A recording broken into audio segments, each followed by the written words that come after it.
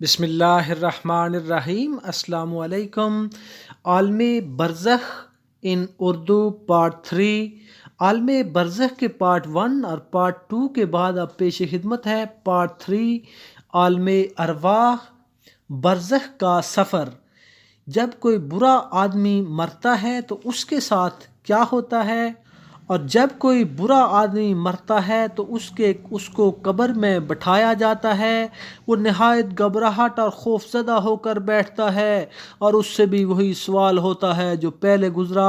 وہ جواب دیتا ہے کہ مجھے تو کچھ خبر نہیں، لوگوں کو میں نے جو کہتے سنا تھا وہی میں نے بھی کہہ دیتا تھا۔ اس کے لیے اول جنت کا دروازہ کھول کر اس کو وہاں کی زیب و زینت اور جو نعمتیں وہاں ہیں اسے دکھائی جاتی ہیں، پھر اس سے کہا جاتا ہے کہ یہاں تیرا اصل مقام تھا مگر تجھے یہاں سے ہٹا دیا گیا۔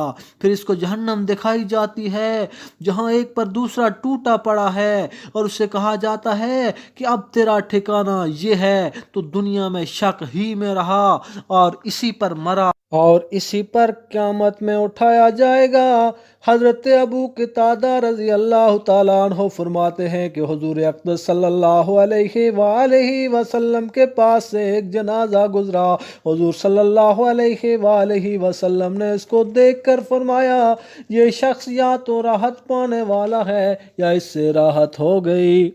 اس کے بعد ارشاد فرمایا کہ مومن بندہ تو مر کر دنیا کی مشقتوں اور تکلیفوں سے راحت پا لیتا ہے اور اللہ تعالیٰ شانہ کی رحمت کے اندر چلا جاتا ہے، یہ تو راحت پانے والا ہوا۔ اور فاجر آدمی جب مرتا ہے تو دوسرے آدمی اور آبادیاں اور درخت اور جانور سب کے سب اس کی موت سے راحت پاتے ہیں، اس لیے کہ اس کے گناہوں کی نحوست سے دنیا میں آفات نازل ہوتی ہیں، بارش بند ہو جاتی ہے جس کی وجہ سے شہروں میں فساد ہوتا ہے اور درخت خشک ہونے لگتے ہیں، جانوروں کو چارہ ملنا مشکل ہو جاتا ہے، اور اس وجہ سے اس کی موت سے سب کو راحت ملتی ہے کہ اس کی نحوست سے سب کو تکلیف پہنچ رہی تھی۔